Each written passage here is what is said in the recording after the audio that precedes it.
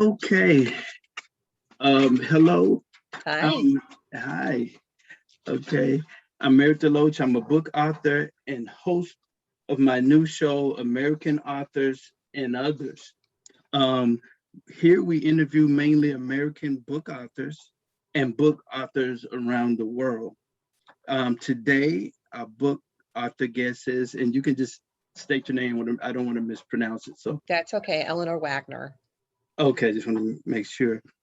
And yeah, I guess we can get right into it. Tell us a little bit about yourself, a little more, and what you want the public to know, and then tell us the name of the book. I guess your current book.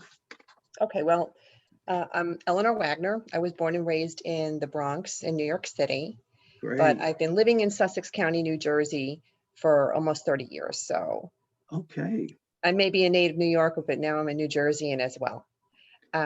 My first book was written in 2015. It's called Dream a Little Dream. That's this one. It's a supernatural love story, which was written and takes place in Sussex County, which was ideal because I do live here and I was trying to reach an audience in the general vicinity.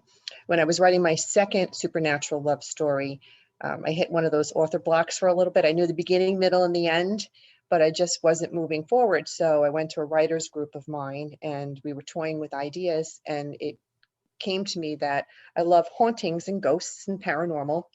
I've had my own experiences with it. My favorite place in New Jersey happens to be Cape May, which is extremely haunted. And Wow. every time I go for a visit there, the first thing I do is buy the latest book on the hauntings in the area.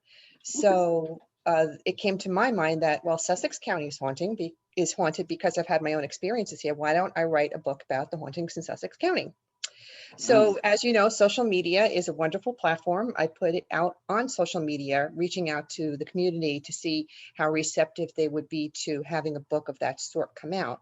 And my phone did not stop dinging for weeks. I had people reaching out with me with their stories that they wanted to share. And so with that, Sussex County Hauntings and Other Strange Phenomena, the first book in the series, came out. Great. What I thought was going to be one book in the series, when I was finished writing Sussex County Hauntings and Other Strange Phenomena, I had so many stories left over that book 2 was created, which is the current book that's out now, Sussex County Hauntings and Other Strange Phenomena, Part 2. Wow.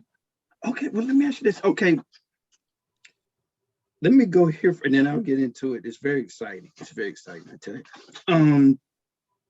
Okay. You said you were born. You said in the Bronx. You said New York. Yep. Okay, which is great. I lived in New York for 16 years. I love it. I hate in the way that I'm back in Georgia. I miss it. I really do. Do you really? Do you Yeah, really? I Oh miss my it. goodness. I would not go back there for anything. I love where I live in Sussex County. It's very country. Right. Puts you totally different away from the city mode, but I want to move south. I want to move to North Carolina. That's where I'm headed next. Okay. Well, I guess with me, the situation was born in Elberton, Georgia, Okay. and I grew up in Athens, Georgia. So it's a mid-sized city, and it's beautiful. I love it. Don't get me wrong, but I wanted to, adventure. And That New big York, city vibe. yeah, it's like, oh my God. And I remember one time going out and everybody's asleep, you know, but, but when I went to New York, you, there's always something to do. There's always something going on. That's true. I Yeah. guess it depends. It also depends on your age. You're a lot younger than I am. So Yeah. But I think also that, I guess really the ideal kind of what you have is that you live where you live and maybe not so much the urban area, but you still have access.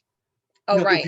yeah, that's the best I'm thing. technically from the city. I'm about an hour and 15 minutes. And Yeah, there have been plenty of times over the years where I brought my children into the city to go see a Broadway play.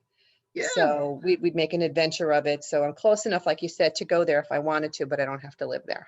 yeah. I think that's the ideal. I mean, I'm close, about an hour away from Atlanta. Atlanta's not. Let's make sure Atlanta is not New York. Okay, it's okay, but it's not quite New York. New York, I mean, and especially the subway system is great, phenomenal in New York. Atlanta is they they might want to go up there and take some notes. But they're eventually, I guess they will get there. They will get there. And okay, so you were born there, and what did you grow up there as well? I did. Yeah, my childhood was in the Bronx. Although, Yeah. we did spend a lot of the summers in Pennsylvania. And ironically enough, I took a major highway and then a local highway called Route 15, which Hmm. goes through Sussex County. And, Hmm. here I am as a child going from New York to Dingman's Ferry in Pennsylvania, never knowing that my future would be in Sussex County. I never imagined that I would live here at all, but that's just how Right. it panned out. Yeah. And I would say something about New York too. It's an education within itself. I mean, you have film festivals, like you said, Broadway, off Broadway.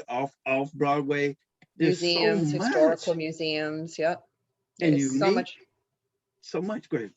so much at your fingertips. Absolutely. I And mean, I you was a meet, 4-H leader. I don't know if you're familiar with 4-H, but it's, yeah, like a Girl Scout, Boy Scout, but it has to do with farm animals and yeah, all that stuff. I was a 4-H leader for many years, and I would take, that's why I took the kids for a trip into the hmm, city to Broadway shows. And one hmm, year we went to the Museum of Natural History. So, it's important for you to instill that kind of things in children when they're young so they can learn to appreciate the arts and what's at their disposal.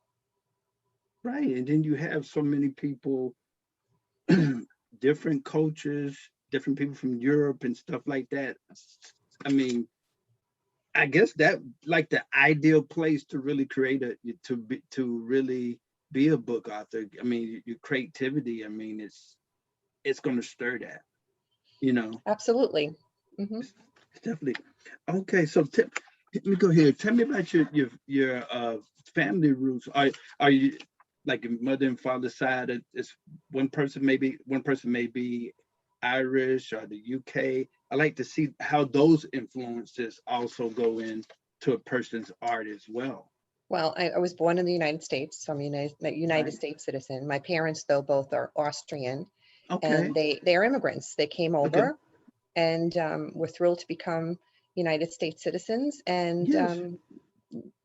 that's what the hardworking immigrants. Yeah.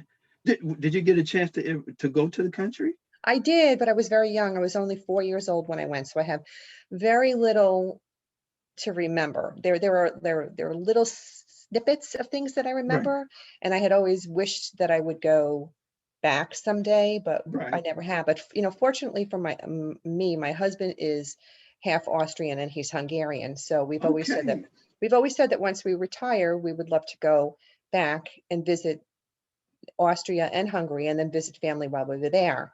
Right. When my two daughters, when they graduated, one graduated from high school and one graduated from college, so we sent the Right. two of them to Austria as a graduation gift, so Okay. that they could see where their parents came, their grandparents came from, and Right. what our heritage is. And then they got to meet a lot of the family that they otherwise would never get to meet in person other than social media. I mean, when I was a kid, Right. we didn't Right. have Facebook or any kind of social Right. media outlets that you could connect with your relatives overseas. So Mhm, I found myself writing letters constantly to cousins mhm, that were there, and they would mhm, reciprocate.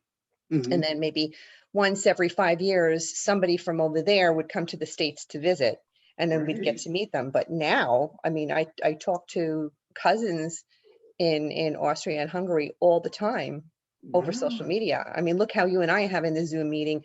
We Right. have Skype and we have FaceTime, and it's Right. amazing to be able to have that at your disposal rather than spending a fortune on a telephone call just Right. to hear their Right. voice or writing a letter. Although It, I don't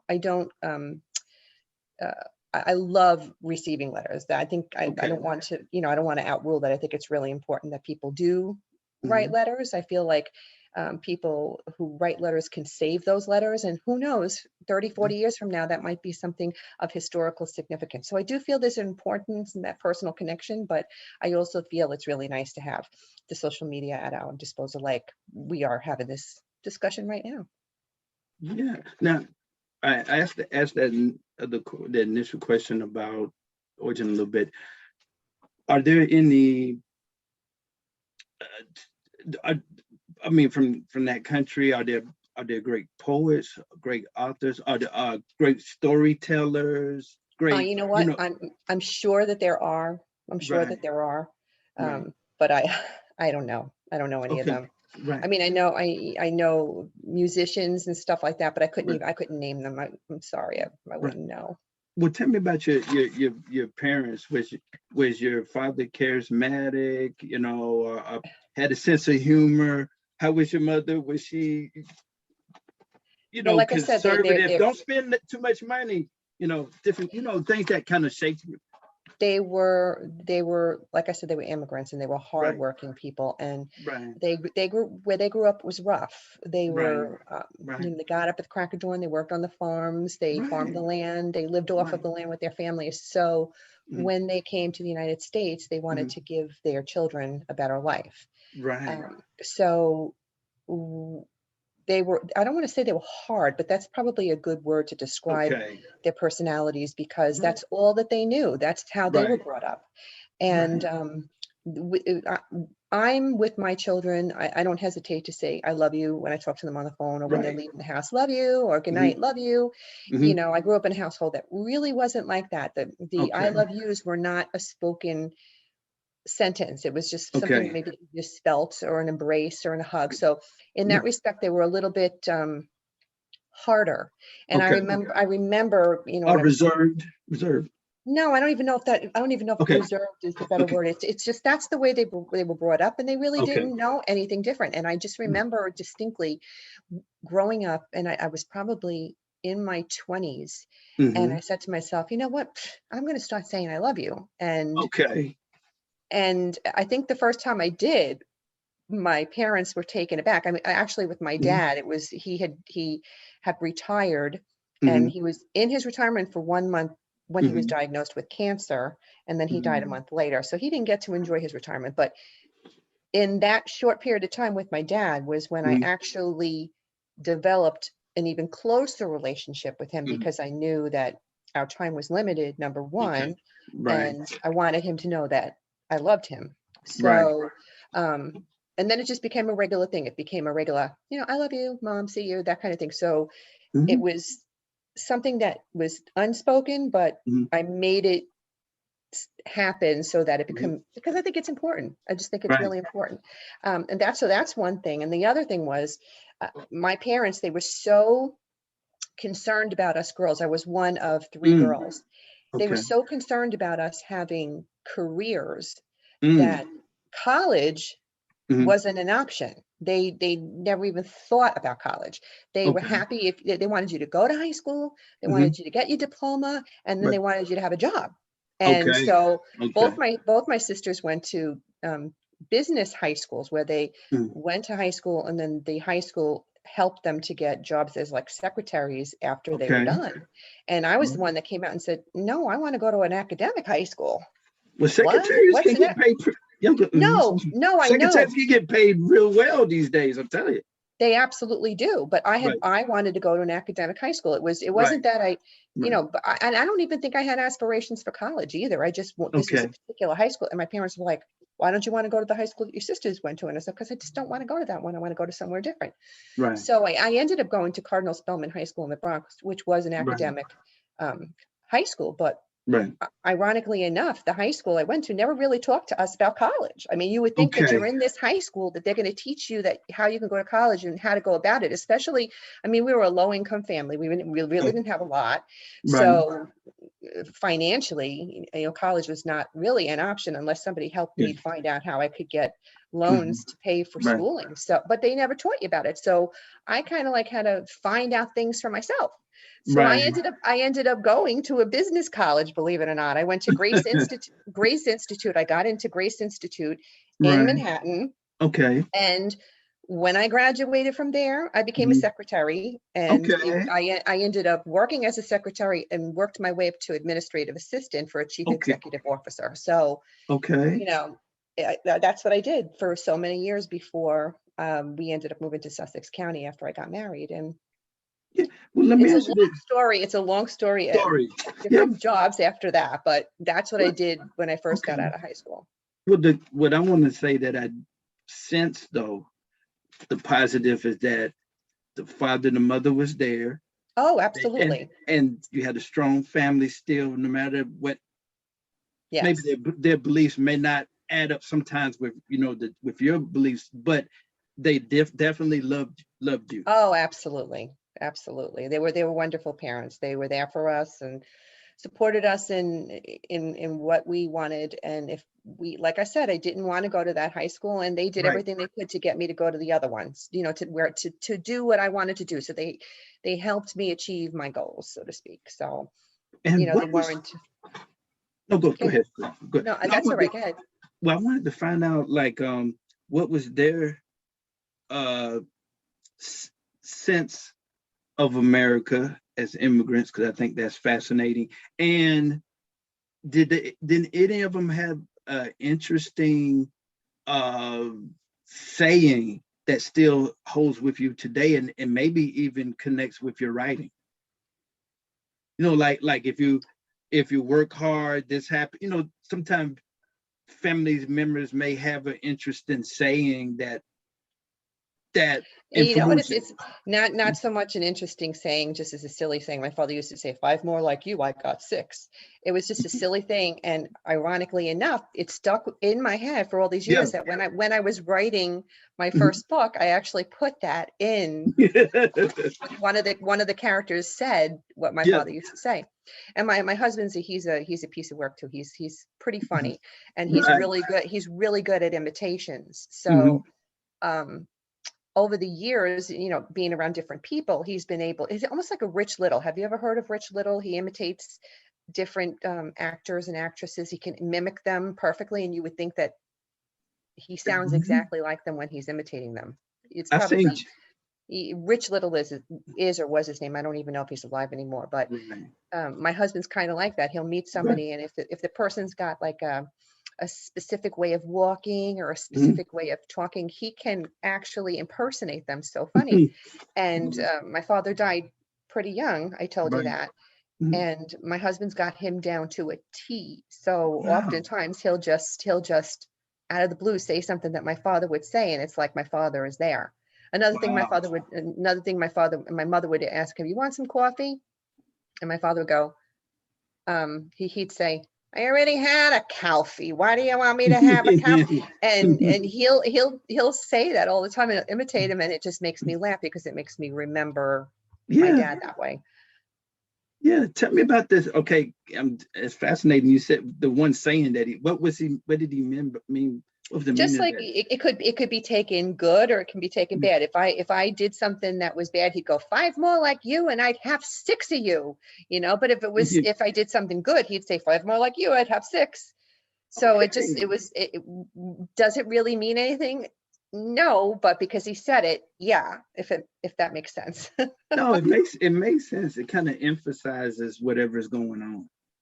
Yeah, You know what I mean? Like if you did something good, you had good grades or something, and it was say, well, right.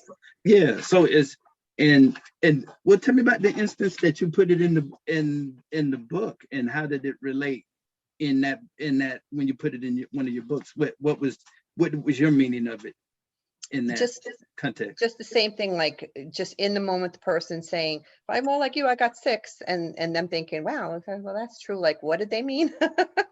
Kind of It's like, kind yeah. No, it's very catchy. It's very catchy. I like it. I like it. Um. So okay. So tell us about the current book. It's and I don't know. Is it fiction or nonfiction? And then the other question Ah, is well, semi. It could be on the line. And did you interview people as yes, well as it's your own actually thoughts? Go okay. ahead. It's nonfiction. It's all true. Okay. And I interview people. A lot of I get the stories in many different ways. Sometimes I'll have readers that'll email me, "Look, I have this video. This is what's going on in my house. Can you help me?" Right. Or send me a picture of something that they took a picture of. Or if there was a site of a horrific accident and people are experiencing things, or if there's a particular area that people experience things. These are how I get the stories. Right. And Right. oftentimes people will just reach out to me with their stories or asking for help, which is how my group, the Lady Ghostbusters, was established. We Okay. probably, it was in 2019, before the book came out. It was the February before. I had made a connection with the museum in Ogdensburg, New Jersey. It's an old mining museum. Okay. And first of all, the history behind the mines and the dangers involved in that kind of work, and all the people that died, the lives that were lost. You would think it has to be haunted. But then I Right. was having so many people talk to me about the hauntings. So I wanted to get in there, and somebody referred me to somebody who referred me to somebody. You know how that works down the branches, right? And I was able to connect with the president of the mine, and I asked him, Okay. could I bring a team into the mines to do an investigation? And he Right. was like, sure, we'd love that. In fact, all of our offices are haunted too. And I was like, oh, this is great. So now I was kind of put on the spot, because I'm like, Right. I really don't have a team. So I've got to assemble one. Yeah. And I oftentimes would go on weekend jaunts with friends of mine to different haunted places. And when we had gone to one in particular, we had dealt with a paranormal team that was there. So I said, I'd become friendly with them on social media. I said, let me reach out to them and see if they would like to come along. Mhm. And then I wanted to give people that I had interviewed who were very sensitive mediums the opportunity to join Mhm. the investigation if they wanted to. So at the time, there were 5 women that really stood out to me that I had interviewed that are very gifted, but they're ordinary people just like you and I. Right. And Right. I thought, well, these are the women that I'm going to invite. Right. So out of the 5 women, 3 of them took me up on my offer. Okay. And so the 3 of us went in with this paranormal team to the mines to do an investigation and had a great experience. We were in there for over 6 hours, and it Wow. was a multitude of things that have happened that while we were there that evening. In fact, some footage from that investigation I submitted to Paranormal Caught on Camera. It's a television show, Okay. and they accepted us and they did a feature on us. So we were on Paranormal Caught on Camera with the story, which was Mhm. really a lot of fun. Wow. And so that's how actually the team was formed. So I had those 3 women, and then I had Mhm. some of the people from the paranormal group that I had met. And then when that event ended, I was like, well, I want to do more. So I just Mm. kept lining up different investigations, like one every month. And so Mm. some of the people from the original paranormal group, they joined my group, and the Mm. women that I originally interviewed stayed with me, and Mhm. I've picked up other people along the way. Mhm. So Right. I really have 8 solid women that are a part of the group. And then Right. there are probably another 8 people who come here and there, some of who are men because they're just great guys and they don't mind going in a Lady Ghostbusters group, and they don't mind being a part of it. So, Mhm. and like I said, we use traditional methods of investigating. I mean, I know a lot of the paranormal groups nowadays, they use a lot of fancy equipment, and I feel like sometimes it can take away from an actual experience. So Mhm. when we go in there, it's just all of us with our special gifts, and um, we have K2 with us, which is this little gadget that lights up. We have Mm. audio equipment so that if we do pick up vocals of Mm. something, we have the evidence of that. People have their phones so they can take pictures and video. Mm. And then sometimes we use a pendulum to get Mm. yes and no answers. But really, we don't use anything else because these people are so gifted. And when you all come together in a group and you have that energy, you'd be surprised how much each of you gives to an investigation. And we have found more things happen and have more evidence from an investigation like that than going in with a lot of equipment. Right. But tell me, what? Okay, this is very interesting.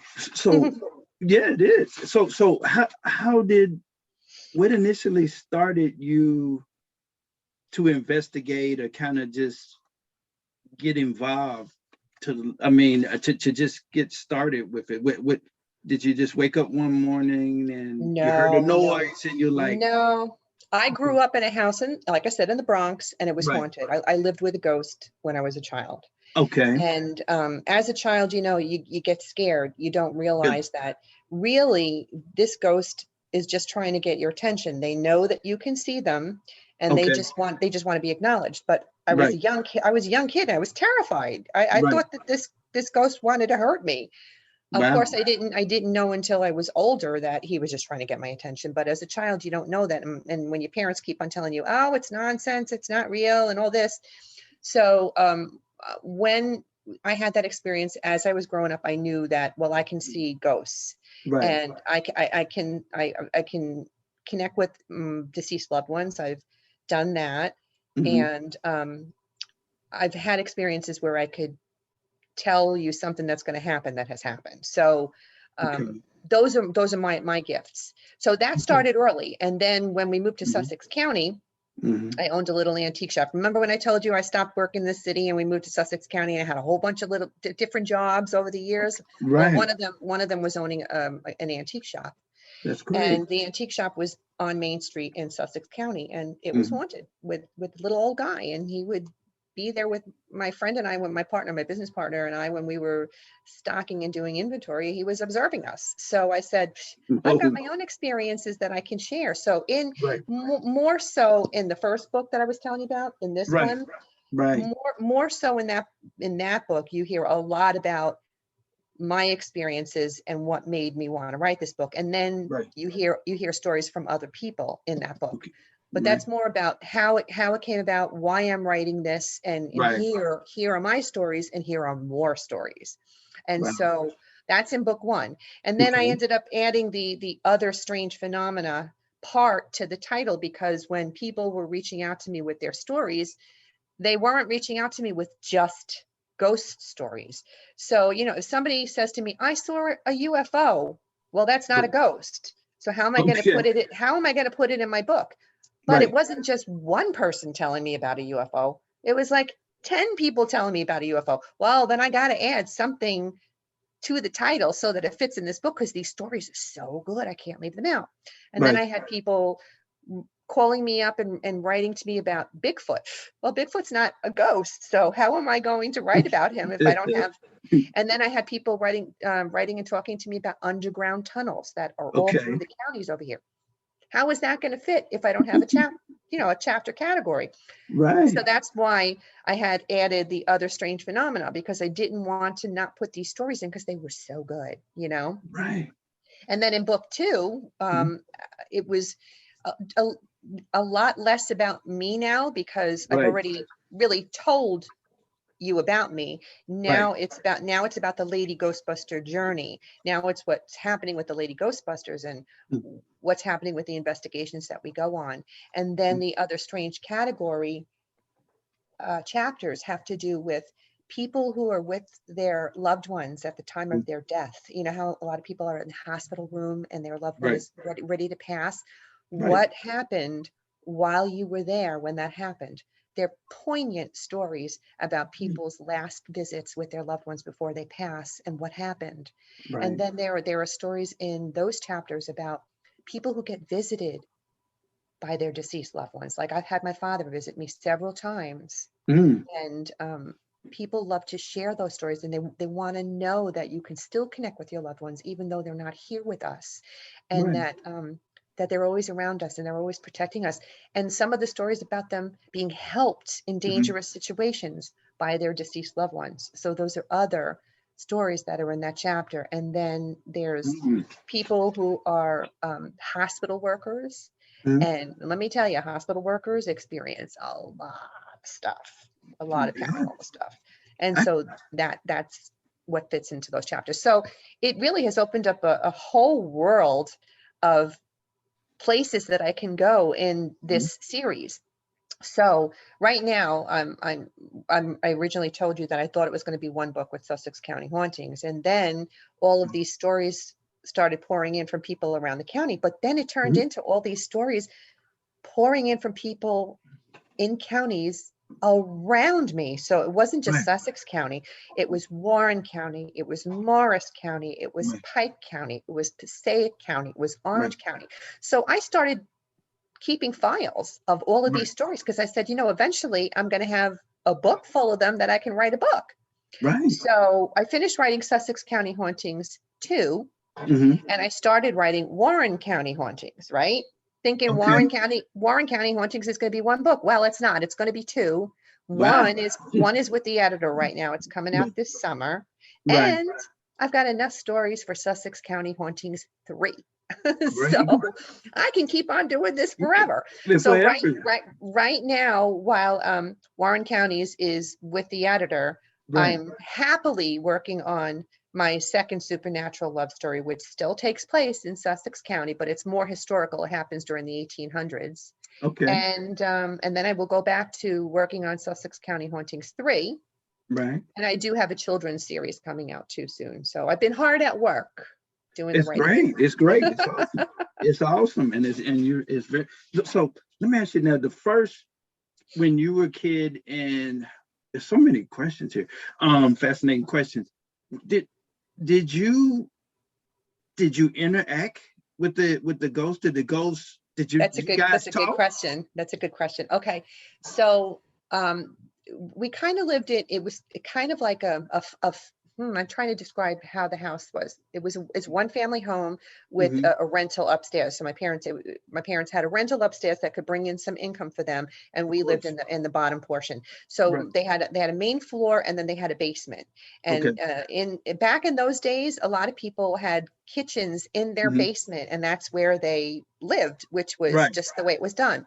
Right. But my parents kind of turned things around. They put the kitchen upstairs. We had one bedroom upstairs along with my parents' room. And then they Right. made the basement accommodate my sisters so that they Right. would have their own rooms. So both my sisters lived downstairs, and I was in the upstairs smallest room. Okay. And from where my bed was positioned, I could see out the doorway, where the doorway was, into the living room, into a corner of the living room where there was a clock my Mhm. parents had in the corner in the living room. And he only was on the main floor. He was never in the basement. It was just the main floor. Right. So here I am, this little kid laying in bed, Mhm. and I see Mhm. this shadow man, and he was extremely tall. I actually ended up calling him Uncle Paul. Whether he was my Uncle Paul who had passed, I don't know. I don't Right. think so, but Right. I called him Uncle Paul. Really tall, and I only saw him like a black silhouette. I didn't Right. see, because at that point, I guess my gifts weren't as developed yet, so all I Right. could see was a black silhouette, whereas Right. now if I see a ghost I can actually see a full figured apparition. But back then he was a black silhouette, and Mhm. I could see him standing in the corner of that room in front of the clock, Mhm. and he would walk from the corner, come into my room, and come and stand at the edge of my bed. And so, of course, I was freaking out. I'd be underneath the covers. And oftentimes, if I could escape past him, I would run past him to go into my parents' room, and Yeah. I'd sleep on the floor in their bedroom because I was not going back in that bedroom by myself. Right. So one time he was standing in the doorway, and I was so terrified. I wanted to skirt past him and around him to get to my parents' room. And as I was doing that, I felt this pressure as if I was being held back from going. And until he released me, I couldn't run. And that was kind of like the straw that broke the camel's back. When my sister got married and she moved out with her husband, and that room downstairs in the basement was open, I was like, it's mine. I'm getting out of here. I'm not staying up here. And so my parents let me move downstairs, and believe it or not, it was pitch black downstairs in the basement when you turned off the lights. And I was happy as a pig in shit sleeping in that bed downstairs because I didn't have to open my eyes and see a ghost, Right. But that was then. But now I welcome seeing ghosts. So, but Did you tell them, let me go? no, I was just more scared than anything. So no, I Mister, don't. please don't harm me. Can I go? No, but I think he felt how fearful I was, and that's why he ended up releasing me. But like I said, he could have hurt me if he wanted to, but he didn't. He was just trying to get my attention, and now I know that, and I almost wish that I could go back there and say, I'm sorry, I'm sorry, I didn't. But Did- it is what it is. That's how we all learn from our experiences. You know what I mean? Did, But did you? Yeah, I was gonna say, did you feel that he felt lonely and he just needed to be around somebody, maybe? I think Mm. that, I think he was probably, you see, they don't often see people that can see them. Okay. So when they do, Hmm. it's like, oh my God, I gotta try and get her attention. That's kind of what they want, because they want to be acknowledged. Right. Um, Ghosts can be people that just want to stay there. They don't have to be there because they had a tragic death, although that happens a lot. If somebody dies tragically, they don't know they're dead, they're kind of stuck, right? Right. But and that was something that happened recently. We did an investigation. Actually went to this old barn that's now an antique. I know Mhm. I'm going off on a tangent here. I'm sorry, I don't mean No, to, go but ahead. it's drawing out the story in me. Well, go We ahead. we were going to this barn that's an Hmm. antique shop, Hmm. which could be haunted by objects, not only just a spirit in there, but the Right. owners had said no, they really felt they would have an activity with the spirit. So we were going there to try and find out what it was. Right. And a week before we went, a young man was killed in a tragic tractor accident locally. Wow. And it was in the newspapers, and we had his name. He was a student at one of the local schools. It was really, really a very sad thing that happened. Hmm. And we went to this barn antique shop to do this investigation, and we're sitting there. And as we're doing our thing, we finally realized this young man Hmm. was coming through, and he was looking for somebody to talk to him. He didn't realize he was dead. And it Wow. was so sad. I mean, the women owners were sitting there crying, because when we realized it was him, when my medium saw his face, and Mm. when I got the name, when the name came through, it was like, oh my God, it's Mm. him. Right. And he doesn't know that he's gone. And so here we were in this position now where we had to explain to him that he had this horrible accident and that he had passed. And it was really sad. It was really, really sad, because he was frightened and he was scared, and confused. He didn't know what was going on. And here Mhm. we were having to tell him. And So what did he say? Well, I mean, what did he do once? Okay, I'm dead. Oh well, my God. when we explained to him that, Mhm. there's a bright light, and that he can go to that light, and his girlfriend will be fine. Mhm. Everybody left behind, because he was concerned now, because he was in a relationship with a young girl, and Right. what's going to happen to her. So all of these emotions are going through his head, and Mhm. you just want to make sure that you help him go move on, because he didn't choose to stay behind. He was behind because he was stuck. He didn't know. And so ultimately we felt like we did help him to cross over, but Okay. it was a very, very emotional Sure. thing for all of us, because it kind of, it Mhm. touched home. It was something Right. that, so I guess where I was going with this is that you have ghosts from different experiences. Somebody who dies tragically and is stuck. There are ghosts that want to stay there because they just loved it so much. They're happy being there. Right. And then you have residual hauntings. Residual hauntings are almost like playbacks. It's the one that sticks in my mind the most, that's the easiest way to explain it, is if you live in a house Hmm. and you hear footsteps Okay. every night at the same time, the footsteps on the wall. Then you hear the footsteps going up to the attic, and then they stop. And then you find out in the history of your home that there was a homeowner that hung themselves in the attic. Wow. So those footsteps at that time Hmm. is residual energy of that person Hmm. walking that last walk before Yeah. they hung themselves. Do you understand what I'm Yeah. saying? Yeah. And And what's so good? it's not an energy that you can actually communicate with. Right. It's not an apparition or a spirit that you can communicate, but it's a residual haunting that just plays itself over and over again.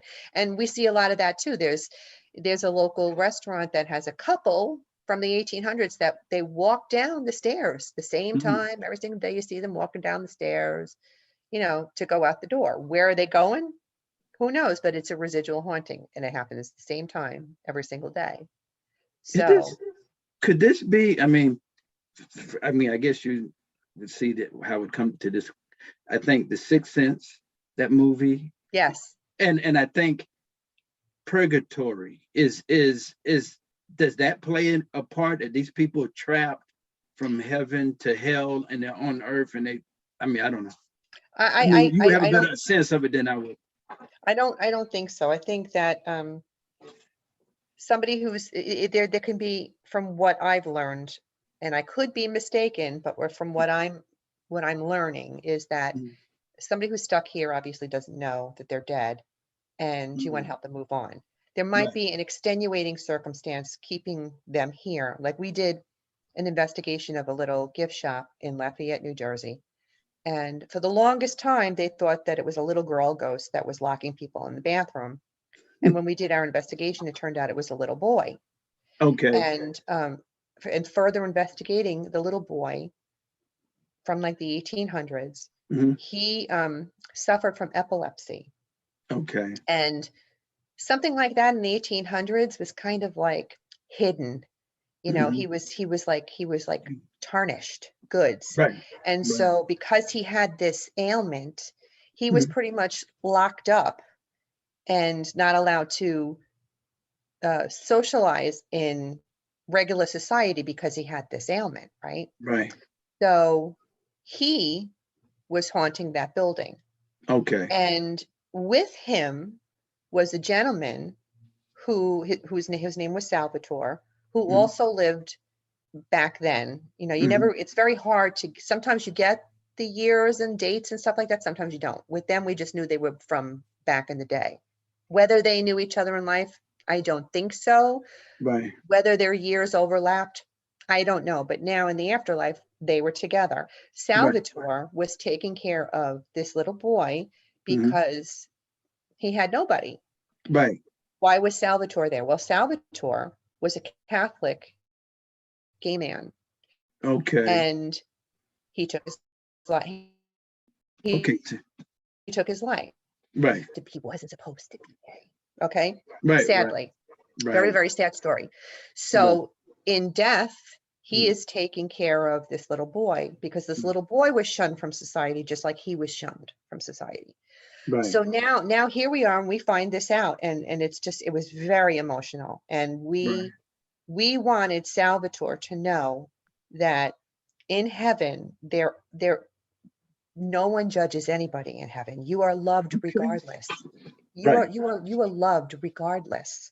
Right. You know, it's not like humans treat humans these days. That nobody has compassion or love for anybody, that they got to be judgmental, and it's not like that in heaven. In heaven, you are loved, and you do not have to be. He was afraid, believe it or not, of going into the light and not being accepted.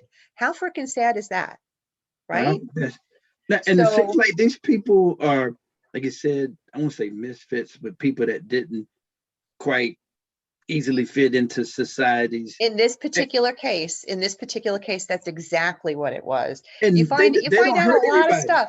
Huh? And they don't, and I was gonna say, they seem to be innocent. They don't want to hurt humans. No, absolutely not. Okay. I mean, you have good and bad in this field, but in their case, they were innocents that just were shunned during life and were afraid to move on because they were afraid they were not going to be accepted. So our job in that investigation was to make sure that they knew that you are loved and accepted in the light, and that God will love you no matter what. And so we were able to get him and the little guy to go through the light. And that for me was just so fulfilling, because why are you sticking behind and missing heaven because you're afraid you're not going to be accepted? Right. And it was a really sad story, but it was very fulfilling to know that we were able to help them cross over. Definitely. So, okay, so all of a sudden you knew that well, let me share this. There's a pastor, I think he's dead now. There's in the African Methodist Episcopal Church. His father was a bishop in that denomination. And one Sunday he preached, he's dead now, but he preached and he said that his father passed, and that is, I think before the funeral or after the funeral, the father came and told him that everything is going to be okay. So he had a visitation with his deceased father. Right. So, yeah, that happens. It happened with me, with my dad. That was the first time I saw my dad after he passed away. At the time I was living in Sussex County, New Jersey. My parents were still living in the home in the Bronx, Right. and he was suffering from cancer and going through chemo. Right. He would be in and out of the hospital here and there. Mm-hmm. So we never knew really. It was a short period of time, and I say always, but like I said, it was in a month or two span, but it just seemed like it was something always happening. He'd be in the hospital, he'd be back home, he'd be in the hospital. So this one particular night, I get a call from my sister saying, I Mhm. think, dad's back in the hospital, and I think that he's not going to make it. Mm-hmm. And I'm thinking, he's not going to make it this time, Mhm. like, really? So then Right. my mom got on the phone, and she goes, don't listen to her. He's going to be out again. He'll be fine, but you just don't know. So my mom said, "Elle, he's going to be fine. You come down tomorrow and see him, but everything's going to be fine." So the next morning, I get up. It's a really hot June day. I mean, driving in bumper to bumper traffic going into New York City over the George Right. Washington Bridge. I'm sitting there, and Right. my father always used to say to us, well, back then when with cars, if you're driving, don't keep the air conditioner on if you're sitting in traffic, because you don't want the car to overheat. And that's Right. stuck in my head. So I'm sitting in bumper to bumper traffic on the George Washington Bridge, and I have the air conditioner off and the windows down. And I'm like, Right. oh my gosh, when am I going to get there? Like, I'm like, Right. please, what's supposed to be an hour and 15-minute drive, well, an hour Mhm. and a half, because it's hour and 15 minutes to the city, an hour and a half was taking me hours to get there. Wow. And while I'm sitting there, in traffic, you Mhm. know how you feel when you're at a drive-in movie? Have you ever been to a drive-in movie where you drive in with the car and watch a Yeah, movie? back in the And day. then, I'm 50, one about to be 52, June 21st. I mean, yeah, yeah, some kind of, okay, yeah, see, yeah. because not all counties or states have drive-ins, but we have Right. one Right. here, Mhm. in locally, like where we are in Sussex County, they have one in Warwick. So if you want to go to a drive-in, you can go to the drive-in.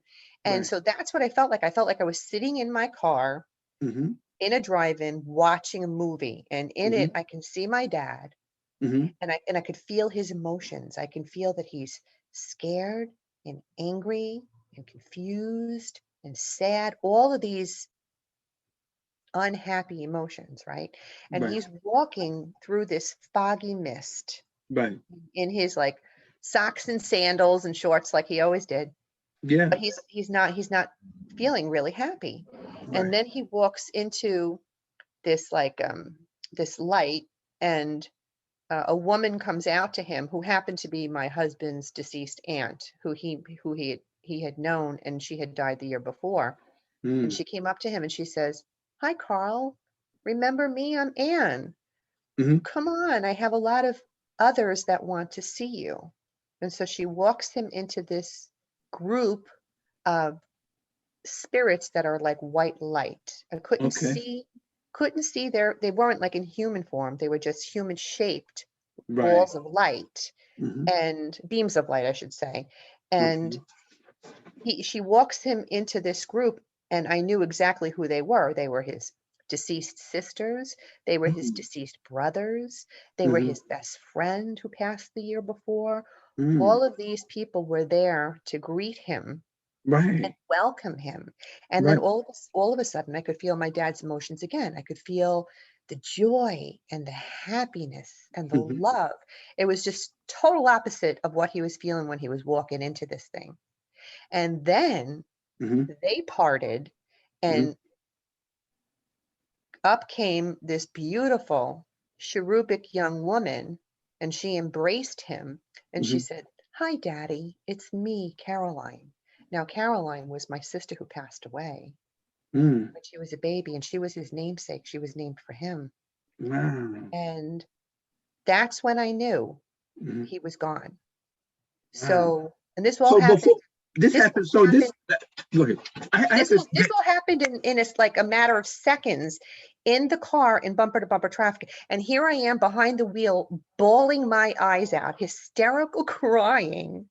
right. And the people in the car next to me are looking at me like I'm crazy. And you would think that they would say, "Are you okay?" Because I would do that. If I Right. saw somebody hysterical crying, I would go, "Are you okay?" And they just ignored me. They watched me cry.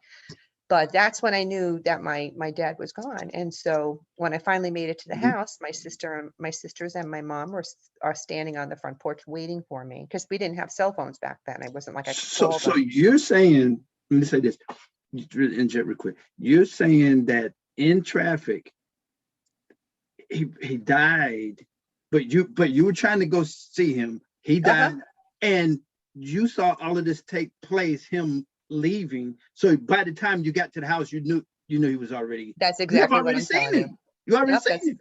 Yep, that's exactly what I'm telling you. Wow. Let me ask you this. And What, because these are interesting stories. Do you want this material? It seems, I mean, here I go. To hit TV, to hit documentaries, to hit film? What do you want to expand over into those areas? Because it's interesting. if it were to happen, I would certainly welcome it, because I really Right. feel like people can learn from some of these things. Right. I'm definitely one of those people that loves the next paranormal show, but Right. I watch it for entertainment when I'm watching Right. a paranormal show, but Right. when I was younger, I Mm-hmm. can't remember, there were a whole bunch of different programs on. Well, you're closer to my age than I thought. I never realized you were in your 50s. You're like a lot younger than that, dude. Let me tell you. Yeah. I So just we're closer in age than I was thinking. mama's boy. I'm mama's boy. So Okay. So you said you're 52, you said? but 51, 52, June 21st. Okay. I'm 56. I turned Okay. 56 in February. Okay. So we're closer in age. There Yeah. used to be some show on, and I can't remember the name of it, when we were younger, that Right. you could watch it, and it had like these inspiring things that happened, like when somebody died and they saw the light, or I can't Mm-hmm. remember the name of it, but Right. it was just something that you would watch, and it would be like, wow, that story was crazy. So I feel that, some of the stuff Mm-hmm. that I write about, that's true, Right. that's happened, gives you that same feeling, that it could be like, wow, that was crazy. Like the story Right. about Salvatore and little Daniel, and Right. how, and wanting acceptance, and about my father wanting to let me know that he was gone, and that Right. there That's a was something. fascinating story. That Yeah, is a that fascinating. there was something that he was going to, and that Right. he was there, but he's still with me. What, So what I would message? welcome it. Yeah, but let me ask you this. What message, since you are in, I say, a gifted and it seemed like an exclusive community of the living that have these special abilities, talents, and powers. What message? What is your voice to the world, and what do you want them to understand? Not to be afraid, to Yes. to to to know that this actually exists. Don't deny it. What is your message to the world? My message is, definitely do not be afraid. They're Mm-hmm. only trying to get your attention and want acceptance and acknowledgement. Mm-hmm. And if you feel okay and you're just scared, then it's nothing to be afraid of. If you don't feel okay, then it's something to be afraid of and stay away from. So on that respect, that's what I have to say about the ghostly And visitations. But on the other spectrum, where I'm talking to you about my dad mm-hmm. and those people who want to cross over, I want you to know that there is something else out there, Right. and we have that to look forward to, Right. and that you should know that your loved ones who've passed on are always with you, and Okay. they'll send you little telltale signs, and you may not think you want to believe it. You might say, nah, Right. but take it as a sign. If somebody Right. if somebody says to you, oh, I get coins left up on my counter and I don't know why they're there. And they say, but somebody told me that it's my deceased loved one. And then all of a sudden you start seeing coins Mm-hmm. on your counter. Right. Take that as a sign. Don't take it as, oh, that's just a coincidence. Because I don't believe in Right. coincidences. I believe that everything can be a message of them letting us know that they're with us. What is your I mean, what is your faith? Are you Catholic, I'm Christian, and Jesus Christian? is my Lord and Savior. Right. I'm Christian too. Hmm. Um, um, okay, here. What I guess the question is, you grew up with this experience. When did you know, look, I'm going to have to write this book. I have to get this message. I'm hearing too many things, whatever the case. When was it like, there's no turning back, I have to write a book? All I right. have to get So this out to the public. when stuff happened to me as I was growing up, Right, I knew that it was happening to me for a reason. I didn't know what right, the reason was. I right, always knew that I wanted to write. My seventh grade teacher was my inspiration, and I've reconnected with her, and I'm so thrilled to, because I got the chance to tell her, right. you inspired me, my seventh grade teacher. So Wow. I've been writing ever since the seventh grade. Mm-hmm. And I knew I took like a brief hiatus to raise my children Right, because I wanted to be that mom that was involved. And I right, knew that somewhere along the line, I was going to have the opportunity to write. right, So the Dream a Little Dream book, this first one that I told you right, about, right. I actually wrote it before I had my children in the 90s. And Wow. I finished it, I packed it up and I put it away in the closet. And then in 2014, when social media started taking this like boom effect with Right, everybody, I reconnected with my high school friends. right. And one of my high school friends wrote a book and got it published. And Okay. we were just having a conversation, and he says to me, you know, you should try and submit your book to my publisher. Wow. You should do it. And Right, I'm thinking, well, my kids are full grown now. right. Why don't I take it out of the box and wipe off the cobwebs and finally submit it to the publisher? Right. And How long? that's what I did. What was the time period from when you You're talking initially wrote it probably to it? 92 to 2014. Wow, we're talking 12 years here. You're talking a long time. So Right.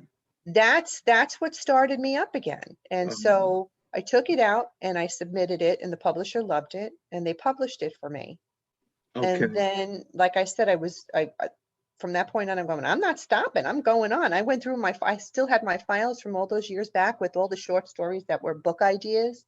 And I said, Right. I'm going on for number two. So I started writing number two.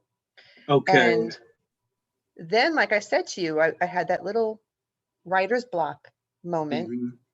and the Hauntings idea came to me, and it was, I almost want to say like it was gifted to me, Right. because in that moment I said, oh my gosh, I have all of these personal experiences that I can share. Right. So that was And actually 22 years. What I mean, what were you doing I mean, not what you're doing in raising between, my but girls, right, raising right, my right. girls. I Well, let me ask you was this. I have to I was ask a you this. jack of all trades. I was Yeah, raising right, my girls. right. I Well, was let me a ask, Girl let me, Scout leader. I was a right, 4-H right, leader. I was a right. children's party clown for over 30 years. Let me ask you this: was there any time during that? It's actually, I guess, 22 years, somewhere around there. So did you? Was it ever in your mind? I'm not writing this book. I wrote something, but no. But once you met the friend who wrote a book and they kind of inspired you, and then of course you remembered your teacher. It was What turned you around to put it out? It was actually it was kind of like on the back burner. It was Right, always there, and I right, knew that it would eventually pick up, but right, raising my children was the most important thing to me at that time. So, right, and being involved in their lives and right, helping them to grow. Writing can be very, well, you're a writer, so right, you right, know what it can do to your family life. It's kind of like right, you sequester yourself in a spot, right, and so you're raising children. You really don't want to do that. You want to be right, involved. And I wasn't like I was the breadwinner and I had no choice and I had to sit there right, and write the whole time. So right. now I can, and I do. My daughter's 22, and I do see the effects of it. She's like, "You never take your head out of that computer. You're constantly on the computer," I'm perfectly fine sitting there with the computer, and I love having my husband sit there. He'll be watching TV, Mhm. and I'll be sitting there with the puppies hanging out, and I can do my writing just like that. I don't feel Yeah. any like distractions whatsoever, Well, tell me your except for process. what, huh?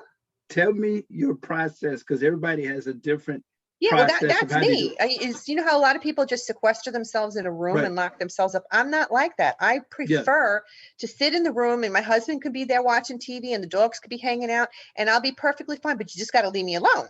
And Yeah. he'll start asking me questions or talking to me about the TV, and I'm going, you do realize I'm not listening to you, right? I mean, I'm sitting here with you, but Yeah. I'm not listening to you. Yeah. And I think he's gotten to the point now where he realizes that. It's because he says to me, well, tell me that you're not listening to me. And I'm like, all right, I'm not listening to you. So they've gotten used to this new process, because this is the new me. Now you got to leave me Yeah. alone, because now I've Right. discovered my writing again, and I'm Right. not going to stop. I'm not going to stop. You know, Have- it's not, you've had me for right. 25 some odd years. Yeah. Now it's my time to write. And so they're Mhm. fine with me just sitting there doing it. And Mhm. we Now, all deal with it. do you wake up at 4 o'clock in the morning and ideas just come to you? I Stuff like learned that happen to Eric, I learned very early on to keep the pad, you? the paper, and the pencil right by my Okay. nightside. Haven't you ever woken up with an idea and you said, "No, I'll remember it in the morning," and you wake up in the morning, you're like, damn, I should Yeah, have wrote that down. So I keep absolutely. the pad and the pencil Hmm. right by my desk. So, Hmm. I mean, my nightstand. So this way, if I wake up with something, I can just jot it down real quick. As long as I jot down a few like hint sentences, I'll remember Right. it by morning. But if I don't, Right. I'm screwed. So yeah, that's happened Have plenty you of times. have you read some of your stuff and you said, well, What wow, was he talking how did this who did that? I was there, but who did that? You know what I about? mean? Sometimes. Like, wow, that's pretty. Uh, that person's pretty clever. You're talking about yourself. That person, you know what I mean? You know, it's and Yeah, yeah. yeah. Now, what do you think? Let me go here. Auto books. What do you think about these books? Audiobooks? Yeah, yeah, especially for like when you do your children, if you ever when you start doing that or whatever, just about just those books to people can just listen to them as they drive, Okay. I think it's great. or for children just to hear. I have been a person that has listened to audiobooks Right. in my lifetime. When I was taking long road trips, or when I used to drive to work and I was Right. sitting in traffic, they were great to have to listen to. I have author friends of mine that'll Mhm. say to me, "Oh my gosh, yeah, they're so hard to produce Right. and they take so much time." And I'm thinking, well, take the time and do it, because Right. that's another outlet for your book to be available to the public. Right. And if I were able, if I had the ability to be the narrator Right. of my own books, I would love to do that.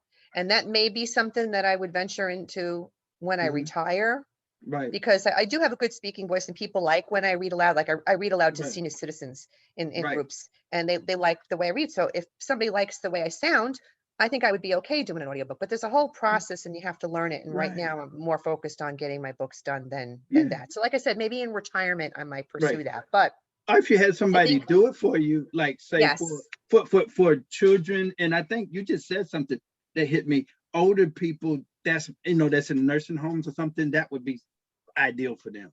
Oh, absolutely. Audiobooks are great. I published my books through audiobook with audible.com. Right. And when you do that, it is a very time consuming process, and it really does take a couple of months, maybe Right. more than a couple of months, for it Right.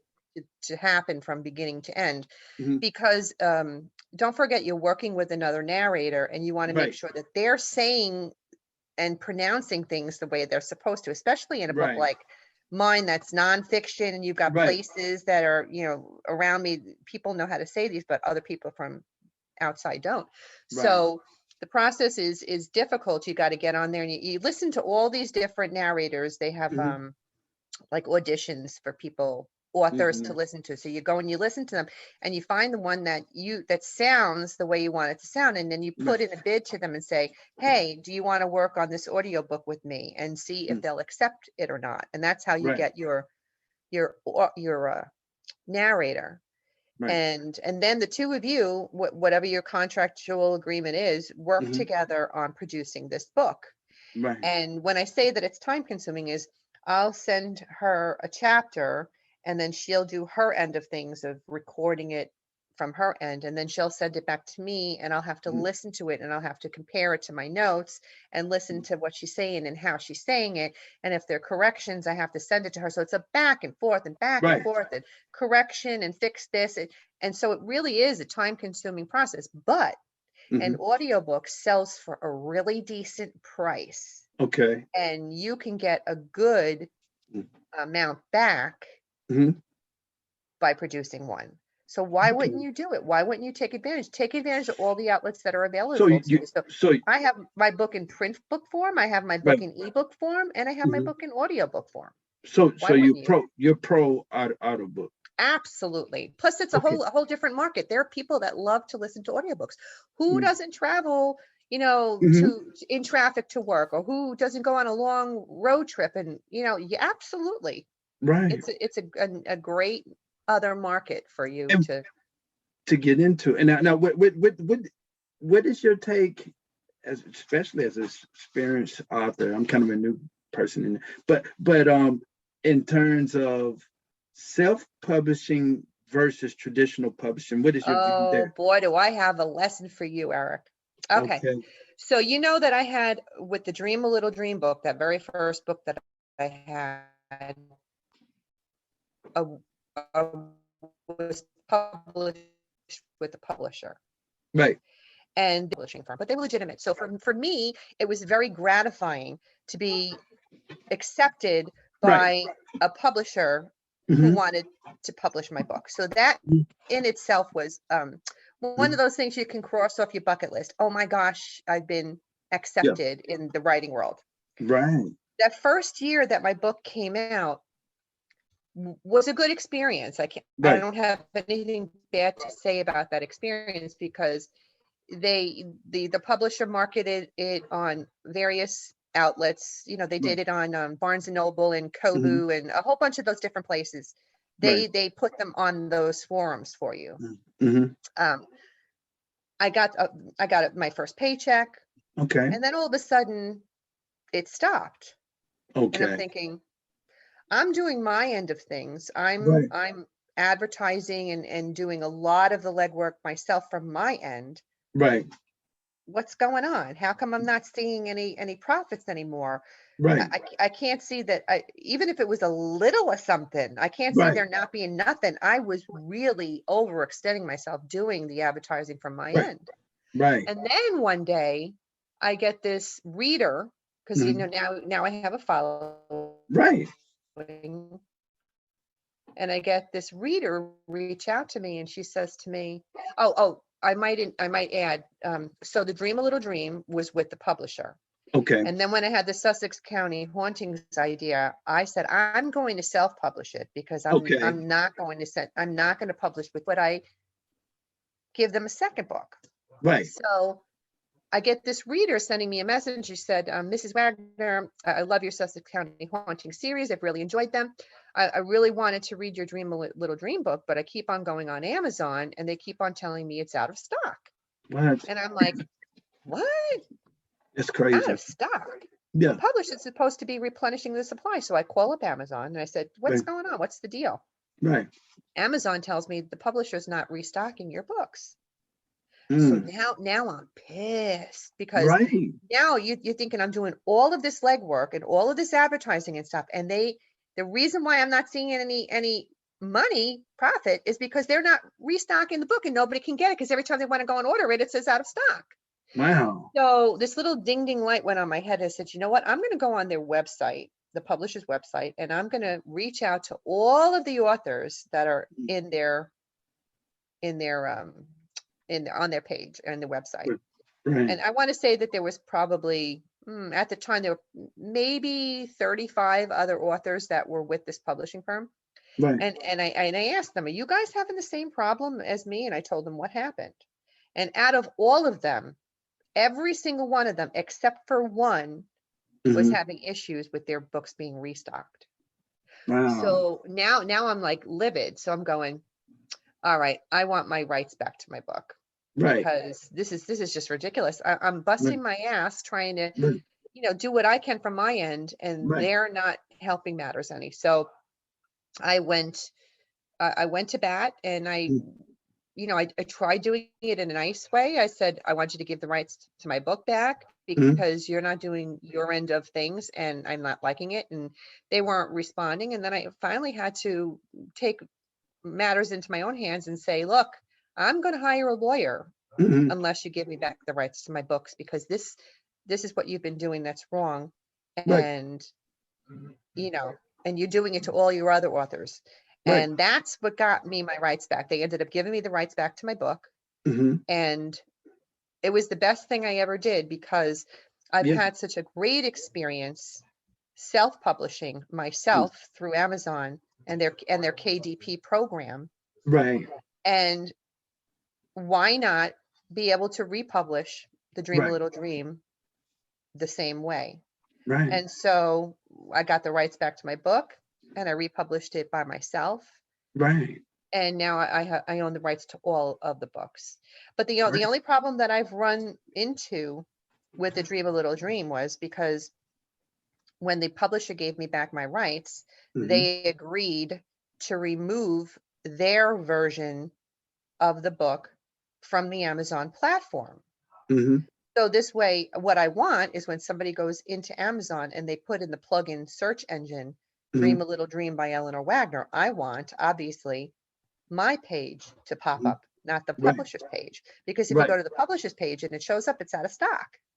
Okay. So they never took it off. Right. And as early as last week, I was on the phone with Amazon saying, we got to do something about this, because Right. they still haven't removed it from that other platform. And Mhm. I want people to be able to, I mean, they can access my page from my website because I have the precise link on my website. But not everybody's going to always go to my website to look for Dream a Little Dream. They're going to go directly to Amazon and put it in the search engine. And Right. I'm going to want that correct link to show up and not the old publisher's link. Right. So at this point, I'm still fighting to get that rectified.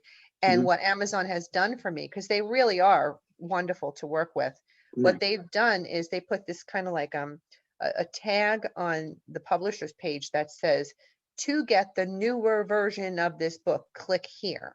And Okay. so I'm hoping that people have recognized that and click on there where they can actually get the book as opposed to the out of stock. Right. So there's a perfect lesson Mhm. in the traditional publishing way or doing it your own way.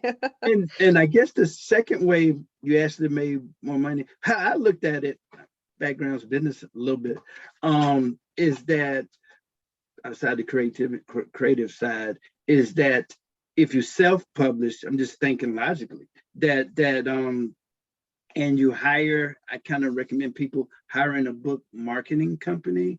Hmm. And I'm looking at these guys, book launchers, different people, and there's like a UK, you can look them up, book marketing companies or Hmm. Australian companies. And say for example, if you sell it for $20 and on Amazon and they're going to take 10, you sell, all you have to really sell is 10,000 copies or 5,000 copies. You just made $50,000 or $100,000. Hmm. Getting the $10 profit from each sell of the book. So it Right. seems like me, it's You have more control about what happens with your books right. doing it the self-publishing way than you do with a publisher. You have more, you control. Like Right. with the Right. publisher, I would have never been able to have done an audiobook through the publisher with the Dream a Okay. Little Dream book. But when I got the rights to Dream a Little Dream book, the first thing I went and did was make it an Mhm. audiobook. Right. So, You have more you know, control. yes. And I think also it's just that you the biggest issue that I see, and I'm just the new kid on the block, is that your biggest issue is just to get it to your readers. If you can get it marketed and get it to the readers that enjoy that type of book, then you're headed down the right path. If you can get it to the readers, a Right. book club, then you're in business. That's the big issue. I think that And sometimes people, with I know that there are a lot of different publishing options out there for an indie Mhm, author, independent author. right, And I honestly never, and now I know that there are so many of them out there, but I never even considered looking for any of the others, because I had a writer friend of mine who published through KDP, and she had said, hey, do it and I'll help you get through it. Right. And I did it, and I've had a wonderful experience. So I never even thought to look at any other options out there, but I've Right. not been unhappy with Amazon. They've been really, really good. I mean, let's just say, Me too. when I get my author copies mailed to me and they come to me, and let's just say a couple of the books are bent in shipping. Right. Well, I'm one of those particular people. If I buy a new book, I want it perfect. I want it in Right. perfect Right. form when I buy that book. If it's going to be Yeah. bent, it's going to be bent because I'm bending it when I'm reading it, right? So Right. you get a couple of books in mail and they're damaged. Mhm. You call them up and they immediately replace them. They don't give you any Right. hassle about it at all. Yeah. And then they have all of these advertising options at your disposal too, which I'm just learning about now, Right. because I know I've only been doing this technically since on my own since 2019. So Okay. I'm still learning as I go, and I want to do things right as I do them. So I don't want to be quick to do something. I want to do it slowly and correctly and make sure I have it down perfectly, and then I'll move on to the next thing. So recently I've been learning about the Amazon advertising platforms and trying different options. Like they'll have like you can offer a week of your ebook for 99 cents. Right. And, people, oh, that's only 99 cents. Let me check it out. Right. And if you get a good review or any review, because Right. you really want to, as an author, you really want to build up your reviews, because Right. it's Right. big in the journalistic world to get those reviews. So whether it's good, bad, or indifferent, you want a review. Yeah. So if you're offering your ebook for 99 cents for a week or two or whatever, think about getting that review. And Right. then they have like ebooks free to Prime Club members. Right. I mean, there's so many people in this world. It's not going to lose you anything by doing that. And Right. then they have other options that they're very confusing, but it's like pins or pings. If somebody clicks on your book link, Right.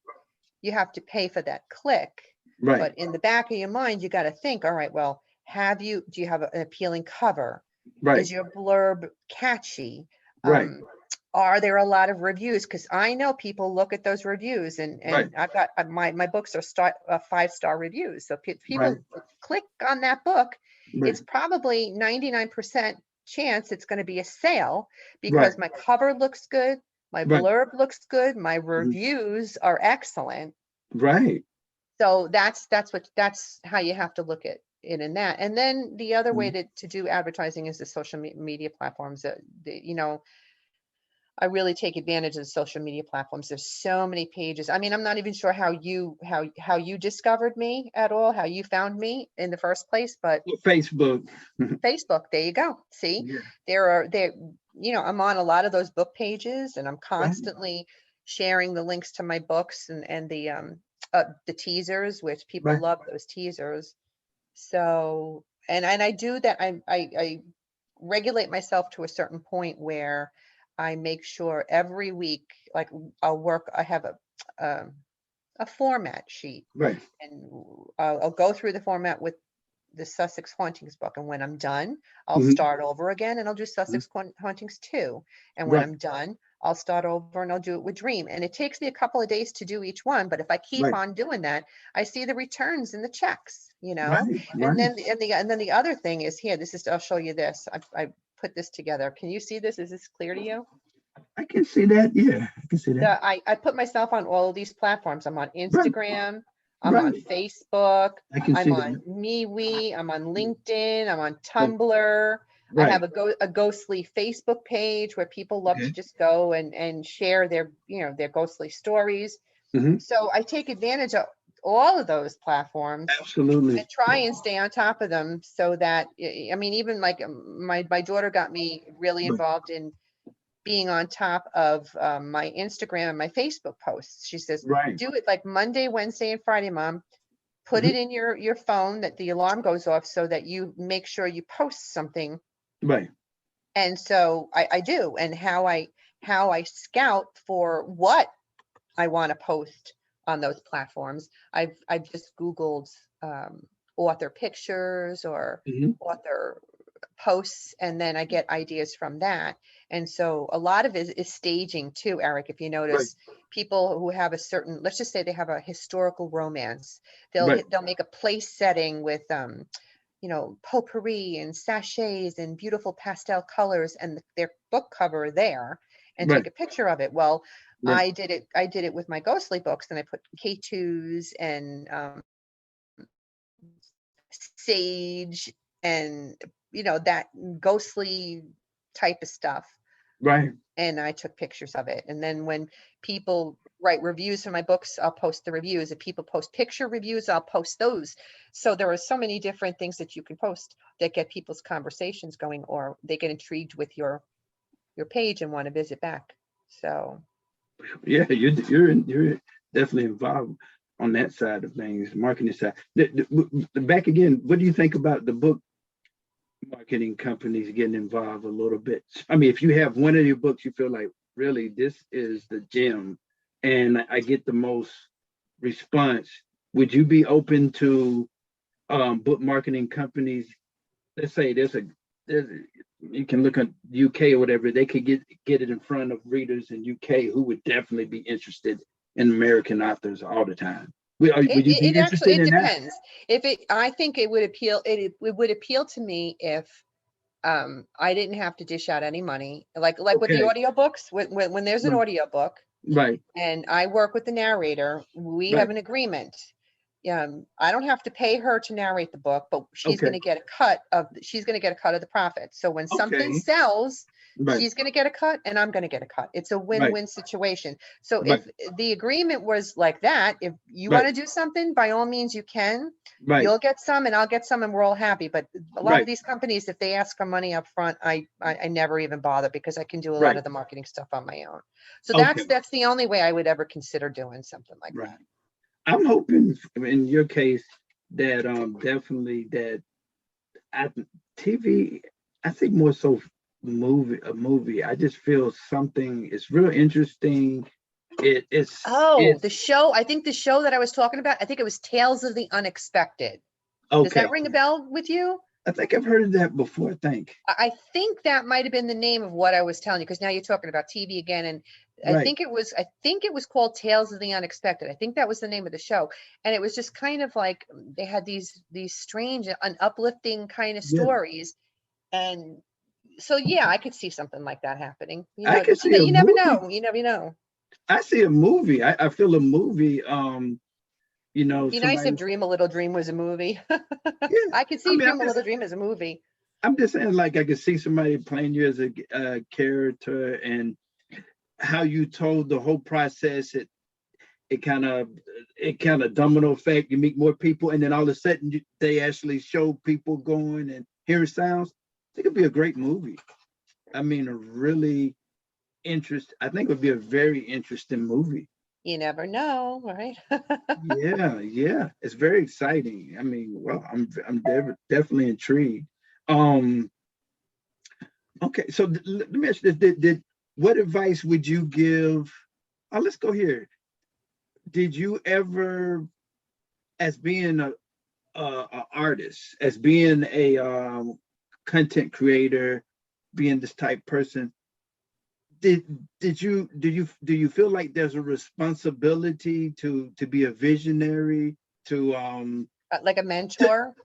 yeah, a free thinker? I mean, like, let's say 9 to 5 people, which are great people, but you're trying to get a message out. You're trying to touch people's lives, but with books, do you feel like there's a responsibility, and also a responsibility to be authentic, and do you feel there's something that goes on? Because I'll say this, Anthony Quinn, I remember seeing something about him back in the day.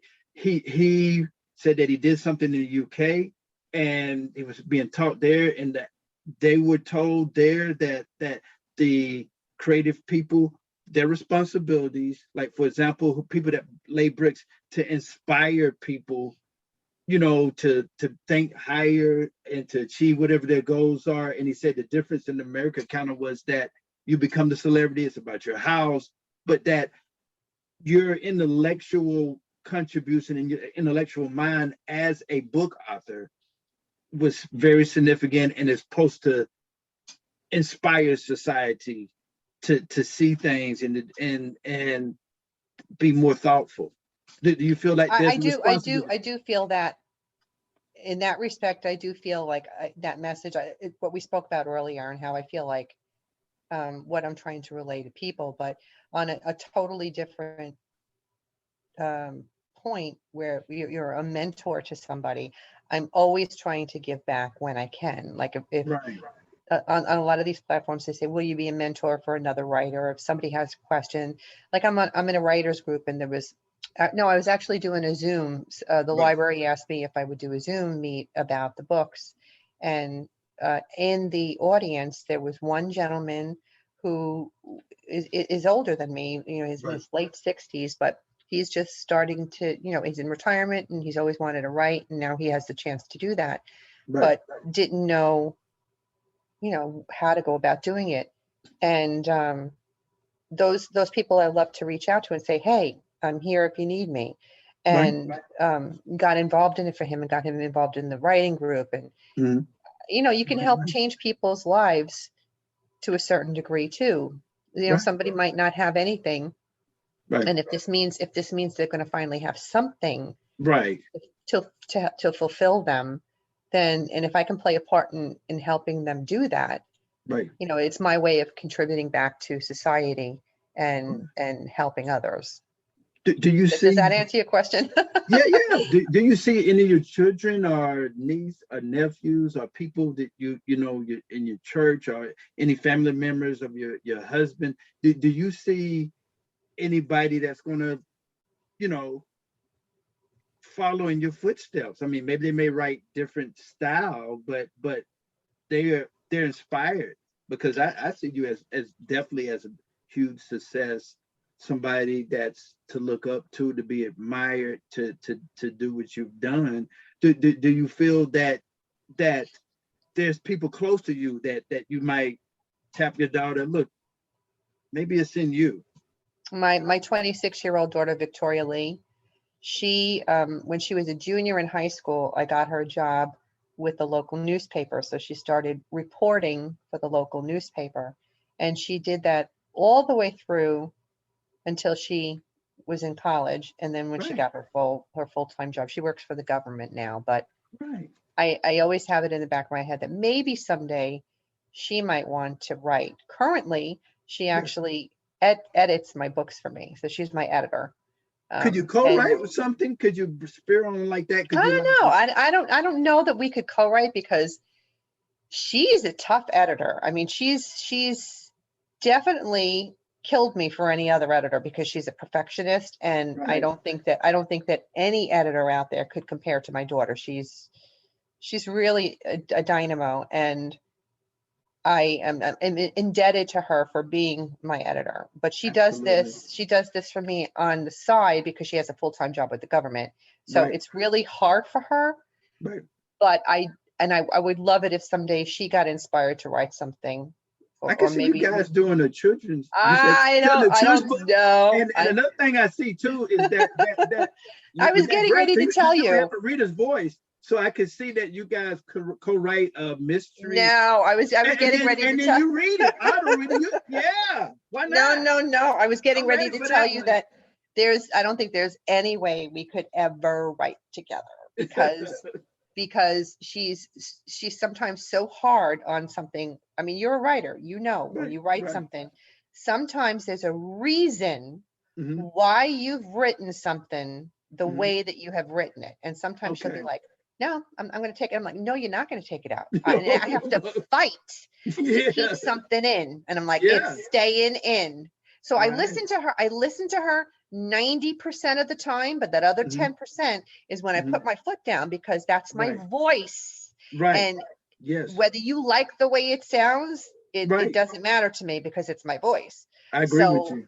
it's tough Right. working with editor and writer.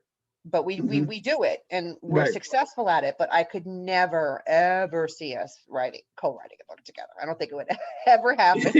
We'd Okay. probably hate each other by the time we were done. What about your husband?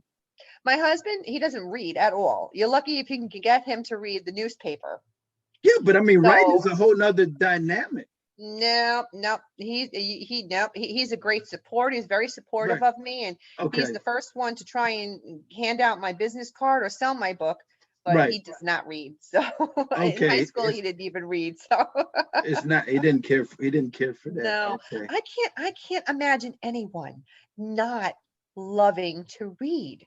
I Right. remember as a kid, I would go, my best friend Deb and I used to walk to the library on the avenue, Mhm.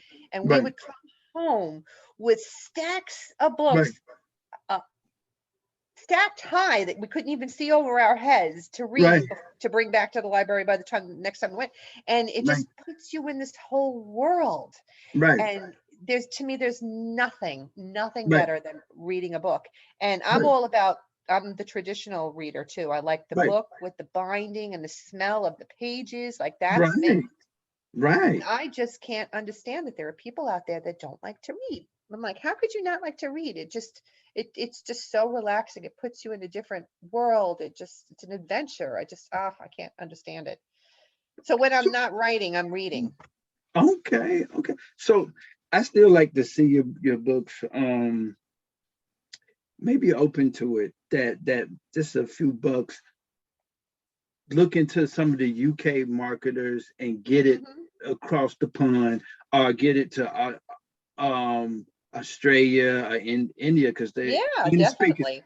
I think you should. I mean, Like I I said, think, it's definitely an option, but like I but said to you, the contractual agreement would have to be, we split, right, a profit, whoever right, it is that's out there that does it. If they're asking me to dish out money, I'm definitely not going to do it. right, right, There's not enough money in the writing world for me to be wasting my money on, you know what I mean? It's not, right, and I'm sure you'll find that out fast enough. You're not going to get rich unless you get discovered. Let me put it to you that way. right. This is You're true. doing it because it's a gratification and a fulfillment for you, and Right, you're making a little bit of money, but right, you're not going to get rich unless you know somebody who's going to get you on the Five, or right, on Oprah's book club or something. You know what right. I mean? So I think it takes time, and I think things can happen over time. I mean, not necessarily get rich from it, but actually to do decent and do well from. I oh think yeah, it takes time, you sure. know. And the more books you have, like you said, one of the books you had, people wanted to go get the first book. Hmm. So you know what I'm saying? It kind of grows. Your readership grows into other books that you have. Well, I'm very, very pleased to report Right. that here in Sussex County, I am the best-selling author in Broad Street Books, the local bookstore. So, Bravo, bravo. yeah. So that's an accomplishment for me. I'm Yeah, thrilled about yeah. that. You're gonna do. There's greatness in you, so I see it. I feel it. So I'm going to, I guess, stop here. But if it's okay with you, definitely, Absolutely. I would like to bring you back another time as well. Oh, that would be wonderful. When Warren County's comes out, I'll let you know. I'll keep that Yeah, email so I have your address. And when the yeah, new book comes out, yeah. maybe then we can start talking about more of the haunting stories. People want to hear some of the ghost stories, right? Right, right. So I want to completely open up the platform to you to talk to the public, whatever you want to talk about and what you want to share with them. And then I guess at the end, definitely let them know how to, I guess, get in contact with you, where to get the books. And then after this, you just email me what you want me to put in this thing, and I'll put it there so that people can have access and can go there and get the book. But I'm gonna leave it, I'm gonna open the floor now to whatever Thank you want you. to say to everybody. Well, I just want to say that you're never too old to dream. If I can become a published author at the age of 50 and now have a totally new career doing what I'm doing, you can do it too. So whatever you aspire to do, you can do it, no matter how old you are. And you can follow me on all of the platforms. But if you're looking to look at the photos and footage from the investigations, you can go to AuthorEleanorWagner.com. And you can find me on Instagram as Eleanor Wagner Author, Facebook, Eleanor Wagner Author. And if you like ghostly pages, on Facebook, you can go to Ghostly Encounters, Paranormal Hauntings, and Other Strange Phenomena and join our group there. Tell us again, before you go to little time, tell us again of your most favorite piece and that you want them to trigger them, to start them to buy you one book and then go to the other book. Whatever book you want to do this. Do the one that you're talking about today. And then if there's another one that's highly recommended by you, go ahead and tell them about that. I want them to, because it's really. Are you talking about my books, Eric? Your books? My books. Okay, well, This show is about you. Here you go. Start with the first one. Okay. Start with Sussex County Hauntings and Other Strange Phenomena. Tell us a little bit about that again, just a little bit. What's that?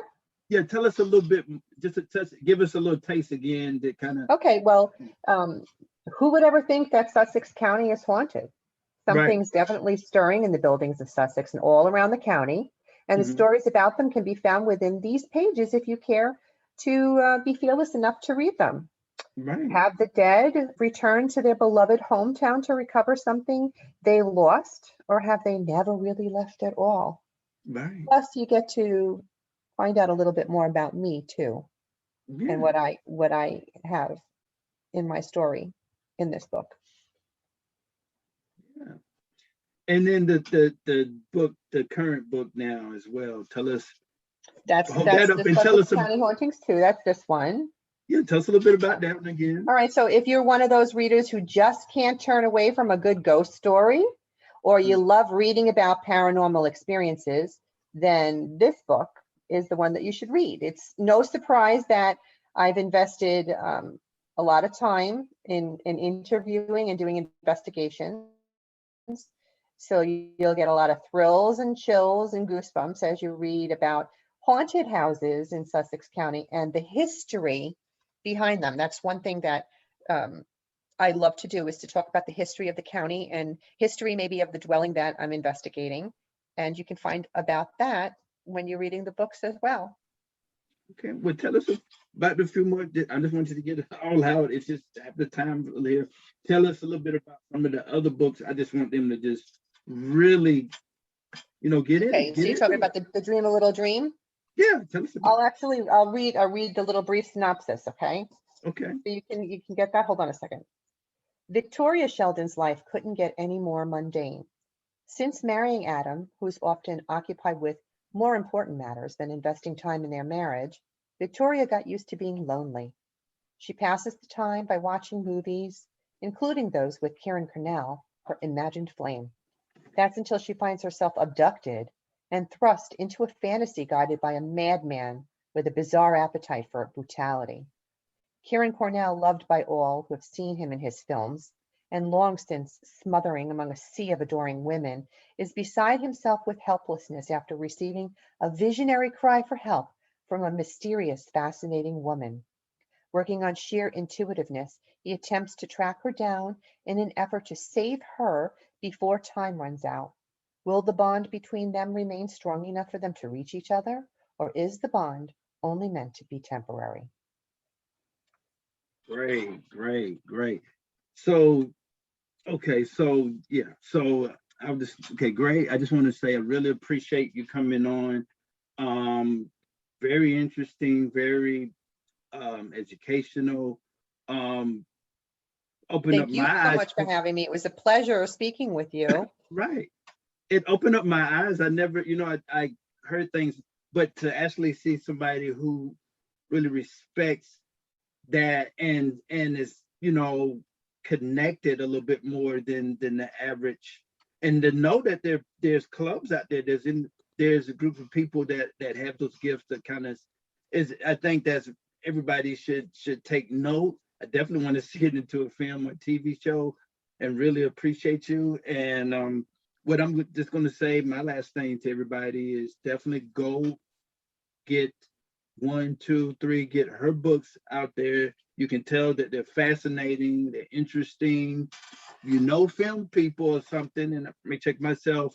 you contact her and let her know, and then she'll see if that's a good deal, good opportunity, and read. If you want to become a book author, contact book authors and stay positive and and do good out here. And that's it. And that's our show. I really appreciate the whole show. It was so interesting. Thank you. I And, really, and to give back to you, Eric, I have a lot of authors in the author world that are wonderful storytellers. And if you're looking for any more that you want to interview for your show, just let me know. I'd love to share some people's names with you that you might want to yeah, interview. send them over. I definitely want to showcase people, and I definitely want to showcase you again. I think we just got started a little bit. I have to do another interview, but I definitely got started. I had other questions, but I think we were able to at least get out a lot that you wanted to get out. And I always try to just starting this. I want to make it not about me, the host, but more about the author. Really, Thank you. I yeah, appreciate that. very, very important. So everybody definitely like and subscribe. Go and watch this video as many times as you want to, and also get her books. Come on. Okay, so that's it. Thanks for watching American Authors and Others. And she was a great guest. I really enjoyed it. Thank you for having me. Thank you. And you have a blessed day. I'm just going to end the recording here, and Yep. then I'm new to this, so let me see here. I think this ends it right here.